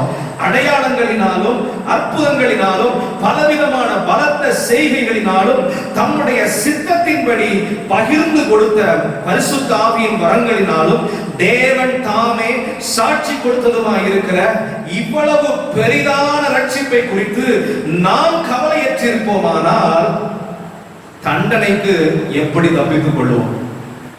பெரிதான ரட்சிப்புங்க, ஆண்டவர் கொடுத்த ரட்சிப்பு. இன்னைக்கு இஸ்ரவேல் ஜனங்கள் சொல்றாங்க, கர்த்தருடைய ரட்சிப்பை எல்லாம் பார்த்தது போதும் ஐயா, எகிப்தில நாங்க சும்மா வேலை செஞ்சுட்டு இருந்திருக்கோமே, எதுக்கு ஆராதனைன்னு சொல்லி வச்சு, எதுக்கு ஆண்டவருடைய சமூகம் சொல்லி வச்சு, அதெல்லாம் பரவாயில்ல, அது எல்லாமே இப்ப எங்களுக்கு ஒரு பாரம்பரியமா மாறிடுச்சு. நாங்க ஞாயிற்றுக்கிழமை கூட வேலை நாங்க செய்வோம், ஞாயிற்றுக்கிழமை கூட ஆண்டவருடைய சமூகத்துல இருந்தாலும் ஆண்டவருடைய சமூகம் எங்க சிந்தை ஃபுல்லா என் அலுவலகத்துல என்ன நடக்கும், நாளைக்கு நான் என்ன செய்யணும், வீட்டுக்கு போய் என்னென்ன வேலை செய்யணும்னு சொல்லி முழு மனசை நாங்க ஆராதிக்க மாட்டோமே. ஆண்டவர் சொல்றாரு, அப்படின்னா நீ பெரிதான ரட்சிப்பை குறித்து நீ கவலைப்படல, உன் வம்சம் அழியாம இருக்கிறதற்காக நான் வெளிப்படுத்துற அந்த பெரிய ரட்சிப்பை குறித்து நீ கவலையற்றிருப்பாய் என்றால் இனி வரும் தண்டனைக்கு எப்படி தப்புவித்துக் கொள்ளுவோம்? ஏனென்றால் இந்த ரட்சிப்பை ஆண்டவர் கிறிஸ்து மூலமாக வெளிப்படுத்தினார். இயேசு வெளிப்படுத்தி அதை அவருடைய சீஷர்கள் கேட்டு அவர்களுடைய வாய்களிலே இருந்து பரிசுத்த ஆவியினாலே இந்த பெரிதான ரட்சிப்பு பூமியின் எல்லைகள் எங்கிலையும் பிரகடனப்படுத்தப்பட்டது. இந்த ரட்சிப்பின் செய்தி நம்ம வாழ்க்கையில வரும்போது பரிசுத்த ஆவியானவர் நமக்குள்ளே கிரியை செய்து அந்த ரட்சிப்பின் வசனங்கள் நமக்குள்ளே பலன் செய்கிறதற்கு அவர் கிரியை நடப்பித்தாரே. அந்த பரிசுத்த ஆவியானவருடைய கிரியைகள் எல்லாம் மறந்துவிட்டு இன்றைக்கு எகிப்தின் வேலையை நாங்க செய்வோம்னு சொல்லி சொன்னோம்னா கர்த்தருக்கு கொடுக்க வேண்டிய இடத்தை நாம் கொடுக்க தவறுவோம் என்றால் இனி வரும் தண்டனைக்கு எப்படி தப்புவித்துக் கொள்வோம்? ஒரு காரியத்தை நான் சொல்றேன், இந்த சம்பவத்தை சொல்லும்போது ஒரு சம்பவம் எனக்கு ஞாபகம் வருகிறது. ஆதியாகமம் 19வது அதிகாரம், ஆதியாகமம் 19வது அதிகாரம். இந்த அதிகாரம் சோதம் கொமோராவை அழிப்பதற்கு முன்பதாக லோத்தின் வீட்டிற்கு அவங்க சொல்றாங்க, லோத்து இந்த பட்டணத்துல வேற யாராவது உனக்கு உன் உறவினர்கள் யாராவது இருக்கிறாங்களா? கர்த்தர் நாளைக்கு காலையில் இந்த பட்டணத்தை நாங்கள் அழிக்க போறோம். சூரியன் உதிக்கும் போது இந்த பட்டணம் முழுவதுமாக இது அமிலத்தினாலையும் இது முழுவதுமாக அழிக்கப்படும் என்று சொல்லி அவங்க சொல்றாங்க. ரட்சிப்பின் செய்தி லோத்துக்கு சொல்லப்பட்டது. முந்தின நாள் இரவு எந்த அடையாளமும் செய்யப்படல, எந்த காரியமும் செய்யப்படல. இந்த வார்த்தையை ரட்சிப்பின் அந்த பட்டணத்துல இருந்து பாதுகாக்கக்கூடிய இந்த ரட்சிப்பின் வார்த்தைகளை பெரிதான ரட்சிப்பை லோத்து நம்பிட்டான், அவன் குடும்பமும் நம்பிருச்சு. ஆனா இப்ப லோத்து தன்னுடைய மகள்களுக்கு திருமணம் முடிக்கிறதுக்காக அந்த சோதம் கொமோரால 2 மருமக்கள் மாற அவர் பேசி வச்சிருந்தார். இப்ப போய் 19வது அதிகாரம் 14வது வசனத்துல லோத்து புறப்பட்டு தன் குமாரத்திகளை விவாகம் பண்ண போகிற தன் மருமக்கள் மாரோட பேசி, நீங்கள் எழுந்து இந்த ஸ்தலத்தை விட்டு புறப்படுங்கள், கர்த்தர் இந்த பட்டணத்தை அழிக்க போகிறார் என்றான். அவனுடைய மருமக்கள் மாரின் பார்வைக்கு அவன் பரியாசம் பண்ணுகிறதாக கண்டது. ரட்சிப்பின் செய்திய கவலைப்படாம இவங்க என்ன செய்தாங்கன்னா பரியாசம் பண்ணாங்க. இயேசு வரப்போகிறாராமே, இயேசு இந்த பூமியை அழிக்க வரப்போகிறாராமே, இயேசு இந்த பூமிக்குள்ள தம்முடைய கிரியைகளை வெளிப்படுத்த வரப்போகிறாமே, மத்திய வானத்துல இயேசு வந்து சேர்த்துக்கிட்டு போயிடுவாராமே, அதெல்லாம் எப்படிங்க நடக்கும்? ரட்சிப்பின் செய்திய கவலைப்படாம பெரிதான ரட்சிப்பை குறித்து யோசிக்காம வேலை வேலை வேலை வேலைன்னு சொல்லி சகோதரன் நீங்க இப்படியே ஓடிட்டு இருப்பீங்கன்னா நீங்களும் ஒரு காலத்துல இதே வார்த்தையை சொல்வதற்கு தள்ளப்படுவீர்கள் என்பதை நான் சொல்லுகிறேன். வேலை வேலை என்பதை விட இந்த இடத்தை விட்டு எப்படி நான் அவருடைய சமூகத்திற்குள்ளே போவேன், பெரிதான ரட்சிப்பை குறித்து நான் எப்படி நான் கவலைப்படுவேன், எப்படி இந்த ரட்சிப்பை நான் காத்துக் கொள்வேன், இந்த வார்த்தைகளை கேட்டு தப்புவித்துக் கொள்ளும் என்பதில் நாம் கவனம் செலுத்துவோம் என்றால் லோத்தும் அவனுடைய குடும்பமும் தப்புவித்தது போல நாம் தப்புவிக்கப்படுவோம். ஆனால் மருமக்கன்மார் செய்த காரியம் இந்த பெரிதான ரட்சிப்பின் வார்த்தைகளை குறித்து கவலைப்படல. அவங்களுக்கு அது பரியாசம் பண்ணுகிறதா இருந்துச்சு, கேலி பேச்சு மாதிரி இருந்துச்சு, கிண்டல் பேச்சு மாதிரி இருந்துச்சு. நிறைய நேரங்கள்ல சபைக்கு வந்திருந்தாலும் பரிசுத்த ஆவியானவருடைய கிருபை வரங்கள், பரிசுத்த ஆவியானவருடைய அந்நிய பாஷை இதெல்லாம் பார்க்கும்போது அது எப்படிங்க என்னமோ மாதிரி பேசுறாங்களேன்னு சொல்லி நிறைய நேரங்கள்ல சபைக்கு வந்த விசுவாசி வர்ற விசுவாசியா கூட இருக்கலாம், அவங்களுக்கே அது விகற்பமாக தோன்றலாம், பரியாசம் பண்ணுகிற ஒரு காரியமாக தெரியலாம். ஆனால் பெரிதான ரட்சிப்பை குறித்து பரியாசம் பண்ணனவங்க அடுத்த நாள் காலையில முழுவதுமாக அழிக்கப்பட்டு போனார்கள். இனி வரும் தண்டனைக்கு தப்புவித்துக் கொள்வதற்கு அவர்களுக்கு வாய்ப்பு கொடுக்கப்பட்டோம். கவலையற்று பரியாசம் பண்ணினதுனால முழுவதுமாக சங்கரிக்கப்பட்டு போனாங்க. இந்த நிலை சபைக்குள்ள இருக்கிற நமக்கு வராதபடி மிகுந்த தாழ்மையோடு, ஆண்டவரே எங்களுக்கு வேலை முக்கியம் இல்லையா, உங்க சமூகத்தில் நாங்க எடுத்துக்கொள்ளப்படுகிறதற்கு, மறுரூபமாக்கப்படுகிறதற்கு, ஆண்டவரே என் பிள்ளைகளுக்கு படிப்பை விட பரலோகத்திற்கு வரணும். எவ்வளவு படிச்சாலும் படிப்பு பரலோகத்தை கொடுக்காதுங்க. எவ்வளவுதான் படிச்சாலும் பரலோகத்திற்கான வாய்ப்புகளை நிச்சயமாக இந்த உலகம் கொடுக்கவே கொடுக்காது. ஏதாவது ஒரு வாய்ப்பு இருந்தா அந்த வாய்ப்பை பிடுங்கதான் இந்த உலகம் முயற்சி செய்யுமே தவிர பரலோகத்திற்கான வாய்ப்பை ஏற்படுத்துகிறது ரட்சிப்பை காண்பிக்கிறவர் மாத்திரமே. ரட்சிப்பை காண்பிக்கிறவர் மாத்திரமே. ஆண்டவருடைய நாமம் மகிமைப்படுவதாக. இப்ப நாங்க என்னங்க செய்யணும்? நாங்க என்ன செய்யணும்? நம்ம எல்லாம் ஆண்டவருடைய ஜனமாக இருக்கிறோம். கர்த்தர் நம்மை எகிப்தில இருந்து வெளியே கொண்டு வந்துட்டாரு. எகிப்தில இருந்து வெளியே கொண்டு வந்து அவருடைய பாதையில, பரலோகத்தின் பாதையில ஆண்டவர் நம்மை நடத்த ஆரம்பிக்கிறார். நாம செய்ய வேண்டிய காரியத்தை நான் சொல்றேன். எகிப்துக்கு எப்படி நம்ம அர்ப்பணிப்போடும், எகிப்திலே நாம் எப்படி ரொம்ப கவனத்தோடு உண்மையோடு வேலை செய்தோமோ அதே காரியத்தை ஆண்டவருடைய காரியத்துக்கு திருப்ப வேண்டும் என்று கர்த்தர் விரும்புகிறார். கர்த்தர் விரும்புகிறார். கர்த்தர் விரும்புகிறார். எகிப்தில் அவங்க எப்படி வேலை செஞ்சாங்க அப்படின்னா, கொஞ்ச நாட்கள்ல அவங்களுக்கு செங்கல் அறுக்கிறதற்கான தாளடிகள் கொடுக்கப்படவில்லை, வைக்கோல் கொடுக்கப்படவில்லை. அப்ப அவங்க செய்தாங்க, முன் எப்படி செய்தாங்களோ அதே போல வேலை செய்கிறதற்கு அவங்க ரொம்ப பிரயாசப்பட்டு தேடி தேடி தேடி தேடி தேடி எப்படியாவது பார்வோனுக்கு முன்னாடி நாங்க குற்றமற்றவனா நிக்கணும்னு சொல்லி ரொம்ப பிரயாசப்பட்டு அவங்க வேலை செஞ்சாங்க. ஆண்டவர் சொல்றாரு, அதே உண்மையும் அர்ப்பணிப்போம். என்னுடைய ராஜ்யத்தின் வளர்ச்சிக்காக, பரலோகத்தில் நீ வர வேண்டும் என்பதற்காக அதே உண்மையோடும் அர்ப்பணிப்போடும் நீ செயல்பட வேண்டும் என்று ஆண்டவர் இந்த சபைக்கு ஒரு அழைப்பை கொடுக்கிறார். ஆண்டவர் எங்க ஜனங்கள் எல்லாம் உண்மையோ அர்ப்பணிப்புமா இருக்கிறவங்க, லஞ்சம் வாங்காதவங்க, அவங்க உண்மையா இருக்கிறாங்கன்னு சொல்லி எனக்கும் தெரியும், ஆண்டவருக்கும் தெரியும். ஆனா ஆண்டவர் நீங்க என்ன எதிர்பார்க்கிறாருன்னா, உண்மை அர்ப்பணிப்பு இருக்கிறது உண்மைதான். உலகத்தின் வேலைக்கு, அரசாங்கத்துக்கு, நீங்க வேலை பார்க்கிற ஸ்தலங்களுக்கு நீங்க உண்மையா இருக்கிறது உண்மைதான், அர்ப்பணிப்போடு வேலை செய்கிறது உண்மைதான் சொல்லி ஆண்டவருக்கு தெரியும். ஆனா ஆண்டவர் சொல்றாரு, இல்ல இதே அளவீடுகளின்படி நான் தொடர்ந்து அளக்க போகிறது இல்ல. இப்ப எகிப்தின் வேலையை விட தேவ ராஜ்யத்தின் திட்டங்கள் முக்கியம் என்கிற காலத்திற்குள்ளே நாம் வந்திருக்கிறோம். அந்த காலத்துல ஆண்டவரே உம்முடைய ரட்சிப்பை பார்க்க எனக்கு உதவி செய்யும். ஆண்டவரே நான் வேற வேற வேற வேறன்னு சொல்லி இருக்கிறேன், உம்முடைய ரட்சிப்பின் வெளிப்பாட்டை நான் பார்க்க எனக்கு உதவி செய்யும் சொல்லி ஆண்டவருடைய சமூகத்திலே நாம் காத்திருக்க வேண்டும் என்பது ஆண்டவருடைய நோக்கமாக இருக்கிறது. இன்னொரு காரியத்தையும் ஆலோசனையாக சபைக்கு நான் சொல்லுகிறேன். கர்த்தர் சொல்றாரு, நீ வேலை வேலை வேலைன்னு பார்த்து அது ஆராதனைக்கு தடையா மாறுது, என்னை ஆராதிப்பதற்குரிய வாழ்க்கைக்கு தடையாய் மாறுகிற. ஆராதனைக்கு சொன்னா ஆலயத்தின் ஆராதனைக்கு மாத்திரம் இல்ல, ஆண்டவருடைய ரட்சிப்பை பார்க்கிறதுக்கு தடை செய்து என் ரட்சிப்பை காண்பிப்பேன்னு சொல்லி நான் ஆயத்தத்தோட இருக்கிறேன். ஆனா அவங்க சொல்றாங்க, எகிப்தின் வேலைக்கு அது ஈஸியா இருந்துச்சு, என் லைஃப் ஸ்டைலும் என் ஒர்க் ஸ்டைலும் அது ரொம்ப ஈஸியா, எனக்கு அது அடாப்டிவா, ரொம்ப அது எனக்கு பொருந்துகிறதாக ஏற்புடையதாக இருந்துச்சேன்னு சொல்லி வேலைக்கான காரியம், சாதாரண ஜப வாழ்க்கை, தியானம் இல்லாத வேத பாடம் சொல்லி ரொம்ப எளிமையாக ஆண்டவரை தேடுகிறதற்கு முயற்சி செய்த காலங்கள் முடிவுக்கு வரட்டும் சொல்லி கர்த்தர் சொல்லுகிறார்.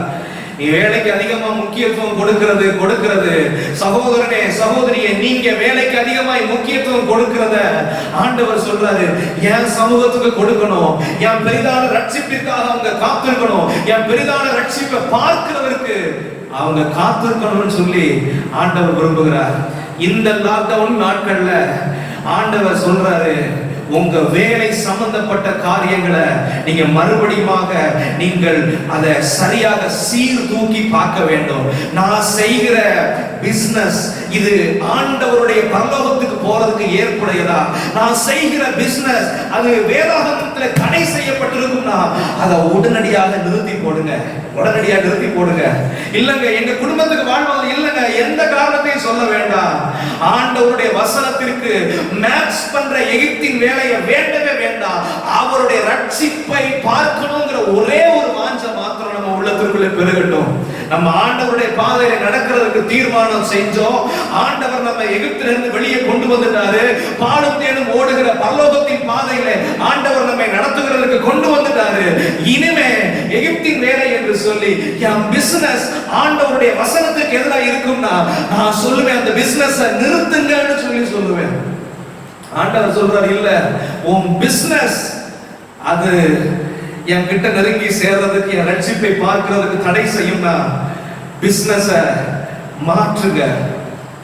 உங்க பிசினஸ்ல ஒரு ரீஎஸ்டாப்ளிஷ்மென்ட், வேற பிசினஸ் ஆண்டவரே உங்க சமூகத்துல நாங்க கேட்கிறோம், பிழைப்பூட்டுகிற தேவன் நீரா இருக்கிறீரே ஆண்டவரே. இந்த ஞாயிற்றுக்கிழமையே வேலைக்கு வர சொல்றாங்கப்பா, ஊழியர்களால செய்ய முடியாது, ஒழுங்கா ஜெபிக்க முடியல ஆண்டவரே.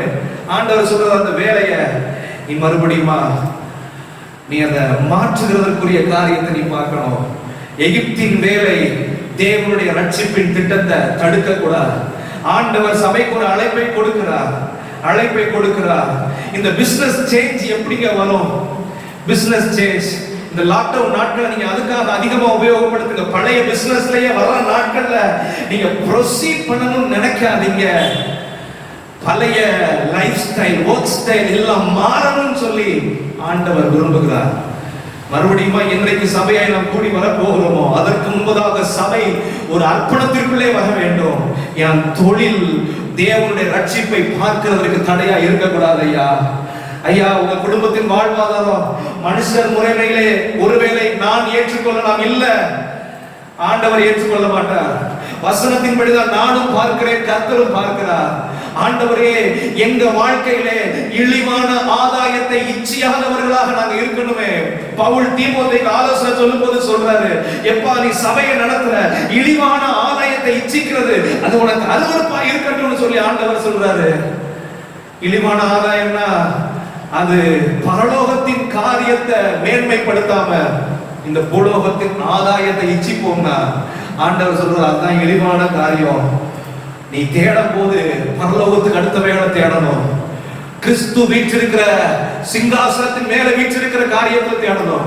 என் வேலை நிமித்தம் என்னால் ஊழியம், என் வேலை நிமித்தம் என் ஜெபம், என் வேலை நிமித்தம் ஆண்டவரோடு உறவாடுகிற காரியம் தடுக்கப்படும்னா சகோதரனே சகோதரியே, நீங்க உங்க வேலைய மாற்றணும். உங்க பிழை கூட்டுகிற காரியத்தை நீங்க மாற்றணும் என்பது வசனத்தின்படி நான் உங்களுக்கு சொல்லுகிற காரியம்.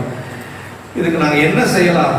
மார்க் 10வது அதிகாரம் ஆவியானவர் எனக்கு கற்றுக் கொடுத்த காரியம். மார்க் 10வது அதிகாரம் எரிகோவின் பாதையிலே குருடனாய் ஒருத்தர் இருக்கிறாரு.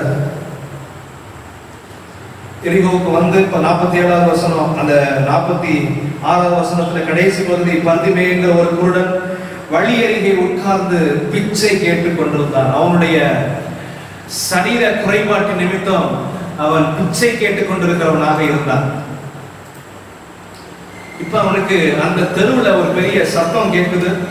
ஜனங்கள் எல்லாரும் பேசுறதும் ஒரே பரபரப்பா போய் வருகிற சத்தம் கேட்குது. அவன் கேள்விப்படுகிறான், இயேசு இந்த பகுதியிலே போகிறார் என்று சொல்லி. இயேசு இந்த பகுதியிலே போகிறார். அவன் உடனடியாக செய்த காரியம், தாவீதின் குமாரனை எனக்கு இறங்கும் என்று சொல்லி அவன் சத்தமிட ஆரம்பித்தான். உடனே பக்கத்தில் இருக்க ஜனங்கள் எல்லாரும் அமைதியா இருப்பா, இறப்பா, கொஞ்சம் வகையை மூடிட்டு இருப்பா, கூப்பிடாதப்பா, உன் வேலை என்னவோ அதை செய்ப்பா, நீ எகிப்துக்கு சொந்தக்காரன் தானே, நீ என்ன இயேசுவை நோக்கி கூப்பிடுறது? நீ இந்த பூமிக்குரிய சொந்தக்காரன் தானே, நீ பூமியில இருக்க பிறந்தானே, நீ தான் குருடனாச்சே, வசனங்களை சரியா உனக்கு தான் புரிந்து கொள்ள தெரியாதே, வசன வெளிப்பாடுகள் உனக்கு இருக்காதே, நீ அப்படியே அமைதியாயிரு சொல்ல சொல்ல இவன் செய்த காரியம் பின்னும் அதிகமாய் சத்தமிட்டு தாவீதின் குமாரனை இறங்கும், தாவீதின் குமாரனை இறங்கும் என்று கூப்பிட்டான். கூப்பிட்ட சத்தம் இயேசுவுக்கு கேட்டுச்சு. இயேசுவுக்கு கேட்ட உடனே அவர் நடந்து போனவர் நின்னுட்டாரு. நின்னு அந்த பர்திமேயுவை அவர் கூப்பிடுகிறார். பர்திமேயுவை கூப்பிட்ட உடனே பர்திமேயு வருகிறார். எப்படி வர்றார்? 50வது வசனம். உடனே அவன் தன் மேல் வஸ்திரத்தை எரிந்து விட்டு எழுந்து இயேசுவின் இடத்தில் வந்தான். மேல் வஸ்திரத்தை எரிஞ்சிட்டு இயேசுவின் இடத்துல அவன் வர்றான். வரும்போது அந்த இயேசு கிட்ட வர்ற காரியத்துல அவன் செய்த காரியம் மேல் வஸ்திரத்தை எரிந்து விட்டு, இந்த மேல் வஸ்திரத்துல தான் அவனுடைய அன்றாட வாழ்வுக்கு தேவையான பிச்சை காசுகள் எல்லாமே அந்த சேகரிப்பு பையில தான் இருக்கும். மேல் வஸ்திரத்தோட அட்டாச்மெண்ட்ஸ்ல தான் இருக்கும். அவன் எழும்பும் போது இயேசு என்னை கூப்பிட்டுட்டாருன்னு சொன்ன உடனே இயேசுவை நோக்கி நான் கூப்பிட்டேன். அவருக்கு அவருடைய என் சத்தம் அவர் காதுகள்ல கேட்டுருச்சு. இப்ப இயேசு என்னை அழைக்கிறார் என்ற உடனே அவன் செய்த காரியம், என் பிசினஸுக்கு இனிமேல் இது தேவையில்லை என்று சொல்லி மேல் வஸ்திரத்தை எரிந்து விட்டு ஆண்டவர் பக்கத்துல போய் நிற்கிறான். ஆண்டவர் கேட்கிறாரு, என்னப்பா செய்யணும்னு கேட்கும் போது 51, 52 வசனம் 52 வசனங்கள்ல நான் பார்வையிடணும் ஆண்டவரே, ஆண்டவரே எனக்கு நல்ல ஒரு வேலை, என் கண்ணு ஆண்டவரே நான் விஷுவலி சேலஞ்சா இருக்கேன் ஆண்டவரே, எனக்கு கண் பார்வையில பிரச்சனை பார்க்க முடியாது ஆண்டவரே, கவர்மெண்ட்ல சொல்லி ஒரு நல்ல வேலை கலெக்டர்கிட்ட பேசி ஆண்டவரே ஒரு நல்ல சுய தொழில் உள்ள வேலை எனக்கு தாங்க ஆண்டவரே, நீங்க தான் பிழை கூட்டுகிற தெய்வம் ஆயிட்டே ஆண்டவரே, ஆண்டவரே எனக்கு நல்ல ஒரு வேலை தாங்க ஆண்டவரே. இல்லைங்க, அவன் அதை கேட்கல. அவன் கேட்ட காரியம், இயேசுவை பார்க்கக்கூடிய கண்கள் எனக்கு வேணும். இன்னைக்கு சபைக்கு ஆண்டவர் ஒரு வெளிப்பாட்டை தர விரும்புகிறார். உன்னை ரட்சிக்கிறதற்காக என் ரட்சிப்பை காண்பிக்கிறதுக்கு ஆயத்தத்தோடு இருக்கிற ஆண்டவரே, உம்மை பார்க்கக்கூடிய கண்கள் எங்களுக்கு திறந்துள்ள ஆண்டவரே. எகிப்தின் வேலையை காரணம் காமிச்சு ஆண்டவரே ஆண்டவரேன்னு சொல்லி கூப்பிட்டுட்டு ஆண்டவரே எங்களுக்கு கம்மி கொடுக்கலையே, இல்ல ஆண்டவர் அந்த அந்த காரியத்தை நம்மிடத்துல எதிர்பார்க்கல. உன் பிசினஸ் சேஞ்ச் ஆகுறதுக்கு நீ என்னை நோக்கி கூப்பிடு. உன்னை நான் பக்கத்துல அழைக்கும் போது நீ கேட்க வேண்டியது, எனக்கு கண் திறக்கப்படட்டும் ஆண்டவரே, அதரிசனமானவரை தரிசிப்பதற்கு என் கண்கள் திறக்கப்படட்டும் ஆண்டவரே, என் தொழில் விருத்தி அடையட்டும் என்கிற ஜெப குறிப்பு மாறி, எனக்கு இன்னும் கலெக்ஷன்ஸ் நிறைய வரட்டுங்கிற ஜெப குறிப்பு மாறி, ஆண்டவரே என் கண்கள் திறக்கப்பட்டு நான் பார்வை அடையணும் ஆண்டவரே, உம்மை யார் என்று நான் அறிந்து கொள்ள வேண்டும் ஆண்டவரே, உம்முடைய ரட்சிப்பை நான் காண வேண்டும் ஆண்டவரே, நீ காண்பிக்க ஆயத்தம் என்றால் அதை பார்க்கிறதற்கு நான் ஆயத்தமா இருப்பதற்கு என் கண்கள் திறக்கப்படும் ஆண்டவரே, என் கண்கள் திறக்கப்படும் ஆண்டவரே. ஐயா, இந்த ஜெப குறிப்பு உங்க பிசினஸ் மாற்றும். உங்க பிசினஸ் வானத்தை பூமியை படைத்தவருடைய கரத்திலே ஒப்பு கொடுக்கப்படும். அவர் உங்களுக்கு தேவையான அனுதின மன்னாவை கட்டளையிடுவார். அவர் அனுதின மன்னாவை கட்டளையிடும் போது நான் சொல்லுவேன், உங்கள் வஸ்திரம் பழையதாய் போவதில்லை. உங்கள் உங்க உங்க குடும்பத்துக்கு தேவையான டிரஸ் காரியங்களை கர்த்தர் பார்த்துக் கொள்வார். உங்க குடும்பத்துக்கு தேவையான மருத்துவ காரியங்கள் வராதபடிக்கு கர்த்தர் பார்த்துக் கொள்வார். இஸ்ரவேல் ஜனங்களை பகலிலே இரவிலே எப்படி நடத்துவார் அப்படியே நடத்துவார். என் கண்களிலே கர்த்தருடைய ரட்சிப்பை நான் பார்க்கணுமே, உங்களுடைய ரட்சிப்பை நான் காண வேண்டுமே. அந்த குருடன் சென்ற ஒரே ஒரு ஜெபம், ஆண்டவரே ஆண்டவரே ஆண்டவரே, மறுபடியும் அதே பிசினஸ் எனக்கு தான். இல்ல, அந்த ஜெப குறிப்பு தவறானது. கர்த்தர் சொல்றாரு, பரலோகத்திற்கு வர்றதற்கு என்னை பார்க்கிறதுக்கு அந்த ஜெப குறிப்பு தடை செய்யும். அப்பா, உங்க கால்கள்ல சுகம் வேணும்னா, உங்க கால் வீக்கம் வராம இருக்கணும்னா கர்த்தருடைய நடத்துதல்ல வனாந்திரத்தில் அவரோடு நடந்து பாருங்க. வனாந்திரத்தில் நீங்க எவ்வளவு நடந்தாலும் உங்க கால்கள்ல பிரச்சனை வராது. அவருடைய நடத்துதலிலே உங்க கால்கள் இருக்கிற வியாதிகள் சுகமாகும். அவருடைய நடத்துதலிலே உங்க பிள்ளைகளுக்கு தேவையான காரியங்கள் பார்த்து கொள்ளப்படும். ஆண்டவர் சொல்லுவாரு, உன் பிள்ளைகளை எல்லாம் நான் பாழுத்தேன் ஓடுகிற தேசத்துக்குள்ள கொண்டு போய் சேர்ப்பேன் என்று வாக்குத்தத்தம் செய்வார். வாக்குத்தத்தம் செய்வார். அருமையான சகோதரனே, அருமையான சகோதரியே, ஆண்டவருடைய ரட்சிப்பை நம் கண்கள் காணட்டும். ஆண்டவருடைய ரட்சிப்பை கண்கள் காணட்டும். கர்த்தர் இன்றைக்கு ஒரு அழைப்பை கொடுக்கிறார். பர்திமேயு கூப்பிட்ட போது ஆண்டவர் நின்று, இங்க வாப்பா பர்திமேயு, நீங்க வரணும்பா, பர்திமேயு நீங்க வரணும். இயேசு நின்று அவனை அழைத்து வர சொன்னார். இயேசு நின்று. இன்றைக்கு நான் கர்த்தருக்குள்ள விசுவாசிக்கிறேன், இந்த லாக்டவுன் நாட்கள்ல இந்த சபைக்காக தேவன் நின்று, இந்த சபைக்குள்ள ஆண்டவர் கவனத்தோடு ஒவ்வொரு குடும்பத்தை ஆண்டவர் பார்க்கிறாரு, ஒவ்வொரு குடும்பத்தையும் பார்க்கிறாரு. நிறைய பிசினஸ் ஆண்டவராலே மாற்றப்பட வேண்டும். ஆண்டவருடைய ரட்சிப்புக்கு தடையா இருக்கிற, ஆண்டவருடைய ரட்சிப்பை பார்க்க கூடாத தடையா இருக்கிற அநேக பிசினஸ் மாற்றப்படணும். நான் ஆண்டவரை கேட்டதில்ல, ஆண்டவரே உம்முடைய உள்ளத்தை அறிகிற கிருபை எங்க சபைக்கு தாரும் ஆண்டவரே, உம்முடைய உள்ளத்தை அறியணும் ஆண்டவரே, உங்க உள்ளத்தை நாங்க அறியணும் ஆண்டவரே, நாங்க பிழைத்தோம், இந்த பூமியில நாங்களும் வாழ்ந்தோம் சொல்லிவிட்டு நாங்க போகாதபடிக்கு ஆண்டவரே உம்முடைய இருதயத்தை அறிகிற பாக்கியத்தை தாரும் சொன்ன போது கர்த்தர் அந்த வசனத்தை கொடுத்தார். இந்த வசனங்கள், இந்த செய்தி ஆண்டவர் கொடுத்தாரு. அருமையான சகோதரனே சகோதரியே, நான் ஏதோ ஒரு பிரசங்கத்தை செய்யணும்னு சொல்லல, இந்த வாரம் முழுவதும் கர்த்தர் என்னை நடத்தின பாதைகள், என்னை ஜெபிக்க வைத்த காரியங்கள் எல்லாவற்றையும் உங்க சமூகத்துல இத செய்தியாக கொடுக்கிறேன். இது கர்த்தர் கொடுக்கிற ஒரு அழைப்பு. இயேசு நின்று இந்த சபை ஏறெடுத்த ஜெபத்திற்கு கர்த்தர் பதில் கொடுக்கிற வண்ணமாக நின்று அவனை அழைத்து வர சொல்லுகிறார். ஆண்டவர் சமூகத்துக்கு ஓடி போகும்போது, என் பழைய பிசினஸ் நான் தூக்கி போட்டுட்டு ஆண்டவர்கிட்ட நான் போகிறேன், உங்களை பார்க்கிறதுக்கு கண்கள் திறக்கப்படட்டும் ஆண்டவரே, உங்களை பார்க்கிறதுக்கு கண்கள் திறக்கப்படட்டும். ஞாயிற்றுக்கிழமை கட்டடிச்ச காரியம், ஞாயிற்றுக்கிழமை ஜெபத்துல வந்து உலக சிந்தையா இருந்த காரியம், அதெல்லாம் தூக்கி போட்டுறேன் ஆண்டவரே.